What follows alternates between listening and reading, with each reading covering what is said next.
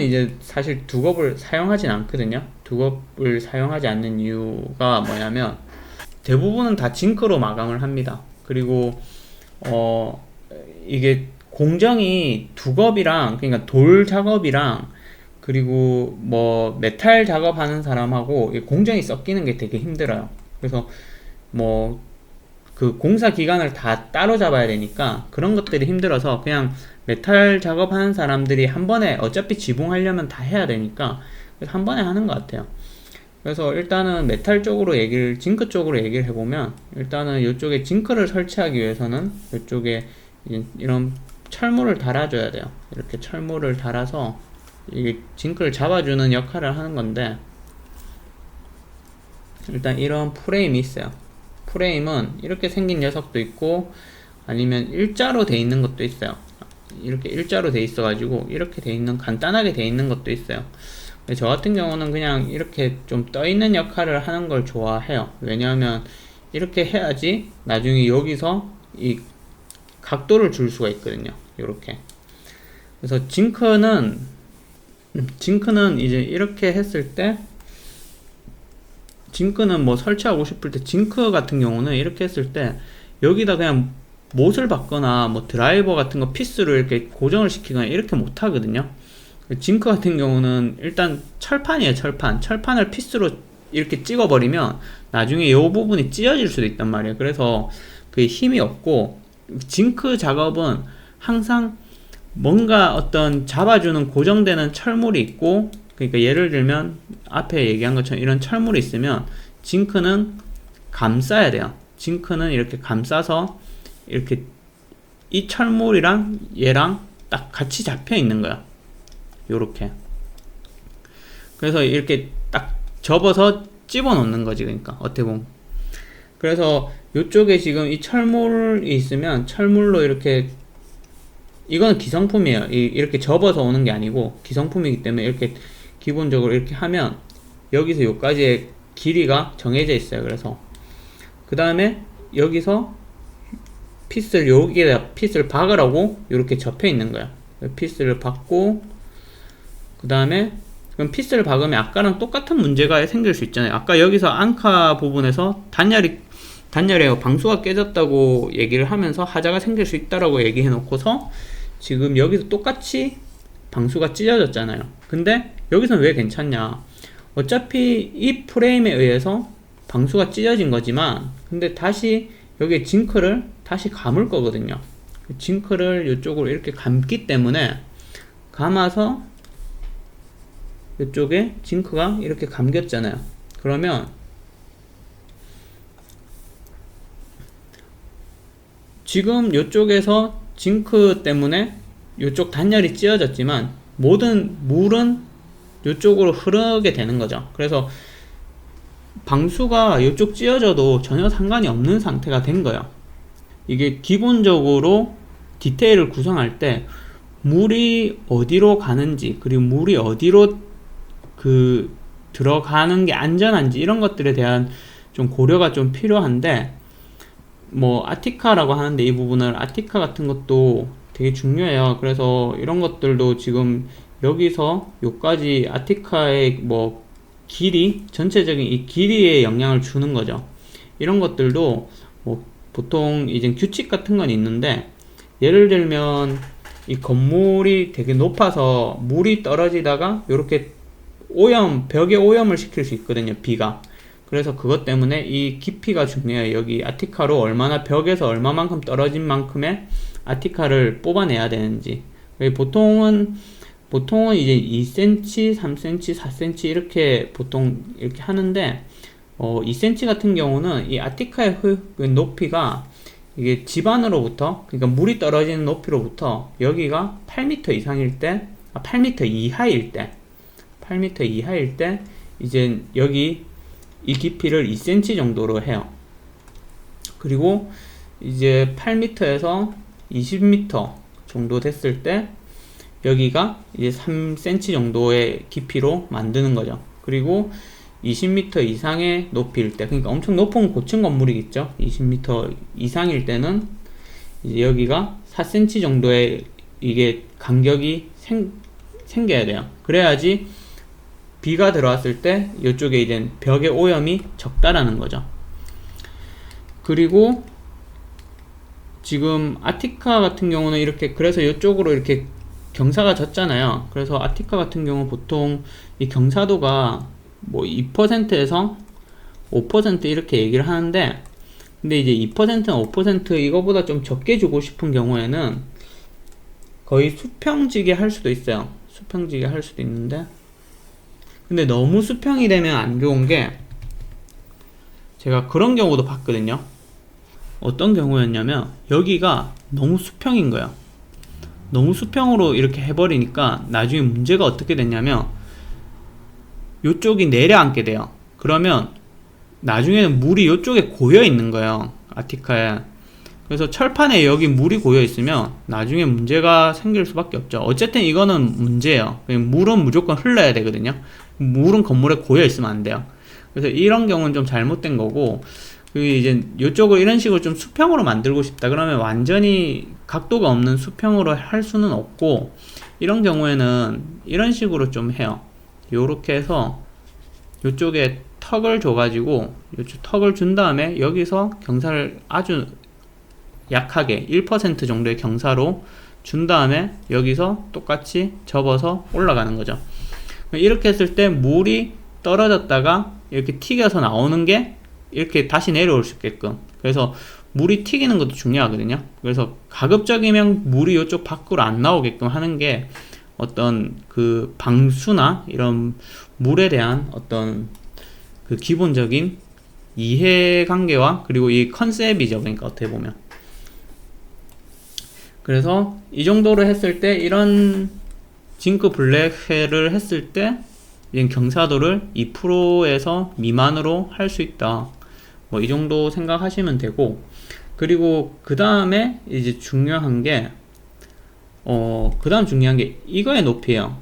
지금 여기 방수 끝선이 있거든요. 방수 끝선에 여기서 여기 끝선, 모서리 케일의 끝선이거든요. 케일의 끝선이라고 하긴 그렇고, 방수 케일 때문에 끊어지는 요 끝선의 높이, 여기까지의 높이가, 이것도 중요해요. 이게 이제 10cm에서 15cm 이렇게 보통 구분을 하거든요. 구분을 하는데, 이 10cm와 15cm의 차이는 뭐냐면, 사실 우리가 건물 디테일이나 인명 같은 걸 작업할 때 뭐 여기 파사드를 생각할 거 아니에요. 이 파사드가 요렇게 돼가지고 뭐 이렇게 딱 어떤 느낌, 3D로 봤을 때 어떤 느낌적인 느낌, 우리가 아니면 입체적으로 좀 그림을 그리면 막 이렇게 했을 때 뭐 이런 식으로 될 거고, 우리가 이렇게 됐을 때 어떤 느낌을 줄 거냐면, 지금 여기서 이 높이가 두꺼워질수록 엄청 둔탁한 느낌을 줘요, 파사드에서. 그렇기 때문에 건축하는 분들은 이 높이를 되게 낮추고 싶어 한단 말이에요. 그러니까 아티카의 어떤 끝선이죠, 이 끝선. 이걸 낮추고 싶어요. 근데 이 높이는 결국에는 지금 여기 10cm를 하느냐 15cm를 하느냐에 따라서 최소값이 정해진다라는 거예요. 그래서 그러면 10cm를 할 수 있을 때는 뭐냐, 그거에 대해서 고민을 해보면 10cm를 할 수 있을 때는 이제 일단은 이쪽에 경사도에 따라서 또 달라지게 되거든요. 그러니까 물의 유속을 얼마나 빠르게 물을 배출할 수 있느냐에 따라서 이 높이가 정해지는 거예요. 그래서 만약에 이 경사도가 우리가 일반적으로는 2%의 경사도로, 그러니까 평지붕의 경사도를 줘요. 근데 이 경사도를 5%로 줘버리면 그러면 물이 엄청 빨리 내려갈 거고, 그럼 물이 배속이 이렇게 빨리 나올 거라는 거죠. 그렇게 됐을 때 5%일 경우에는 이 방수턱을 10cm로 할 수가 있어요. 왜냐면 방수턱이라는 건 결국에는 물이 이렇게 범람하지 않는 역할을 하는 거니까. 그렇기 때문에 이제 이 경사도의 경사가 가파를수록 물의 속도는 빨리 배출할 수 있고, 그렇기 때문에 이 방수벽의 높이는 10cm를 할 수 있다라는 거죠. 그리고 그 다음에 할 수 있는 방법은 이제 이쪽에 방수벽 쪽에 여기서 벽에서 대략 50cm 정도의 폭으로 자갈을 설치하는 거예요. 자갈을 설치하면 이쪽에 이제 물이 자갈 쪽으로 왔을 때 자갈의 물은 빠르게 배출을 할 수 있거든요. 그렇기 때문에 자갈이 있으면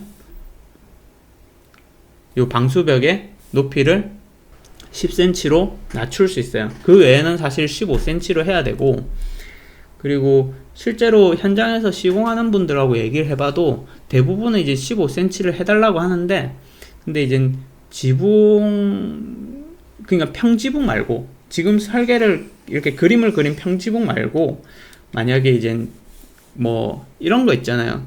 집이 이렇게 있어. 근데 요렇게 해서 창문이 이렇게 있는 거예요. 이런 걸 이제 독일에서 가우베라고 하거든요.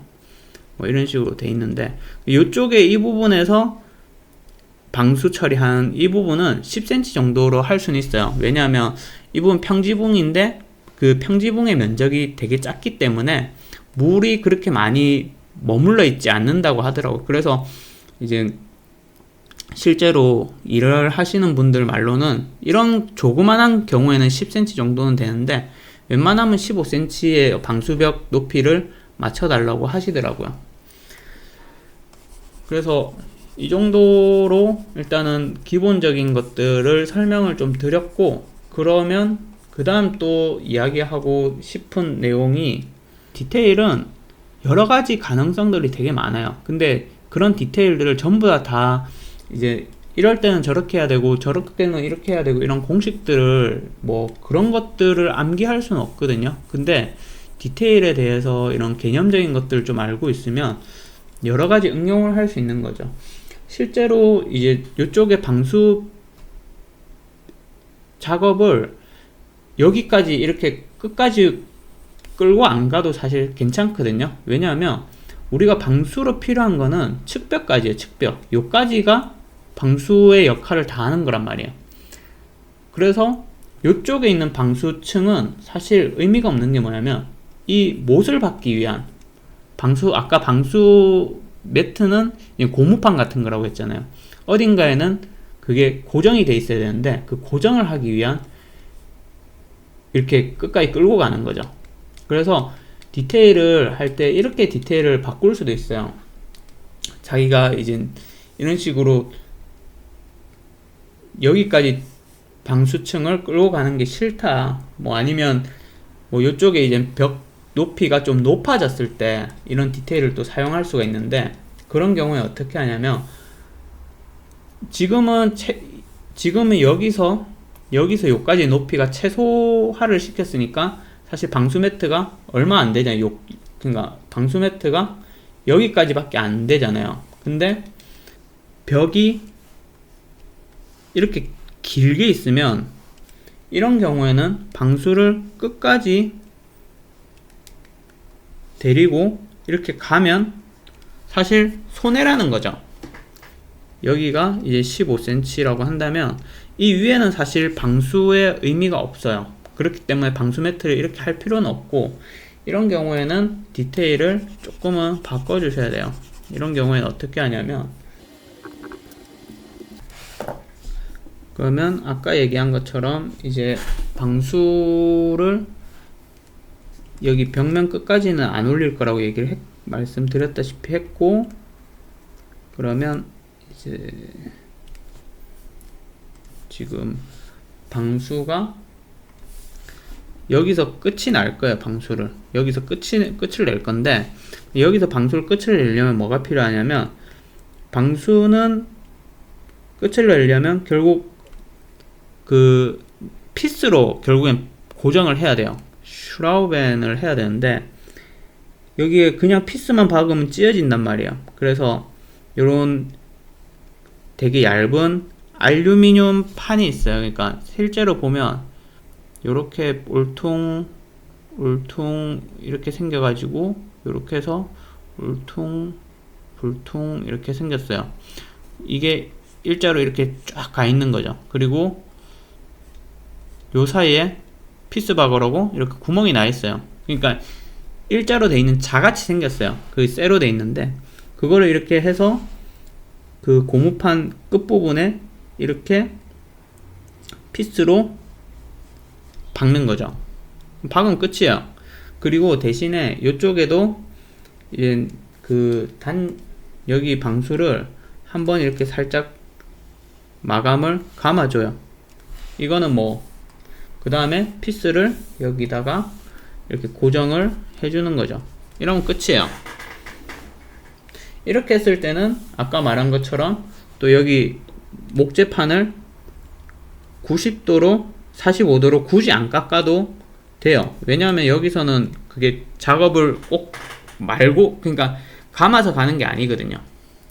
그렇기 때문에 이 나무를 이렇게 직각으로 잘라도 된다는 거죠.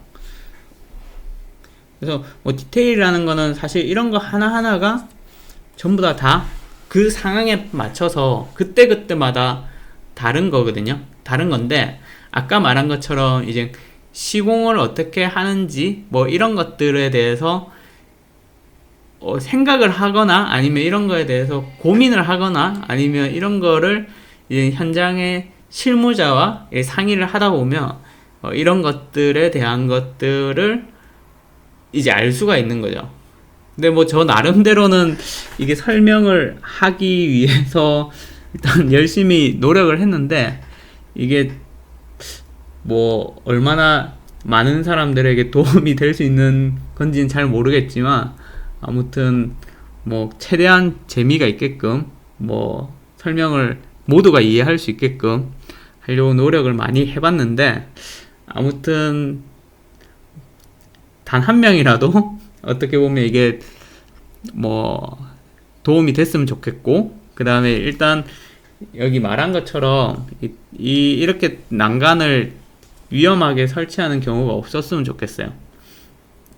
그리고 이제 다음에 또 시간이 돼서 설명을 드릴 수 있으면 좋을 텐데, 뭐 독일에서 단열을 하는 것들, 저는 이제 에너지 베라터는 전혀 아니기 때문에 뭐 정확하게 그런 걸 에너지를 계산하고 이런 것들은 안 하지만 어쨌든 기본적인 것들 이런 식으로 이렇게 단열이 이렇게 이어지게끔 가는 것들, 이런 것들에 대해서 뭐 한 번 더 이야기를 한번 할 수 있는 시간이 있었으면 좋겠습니다.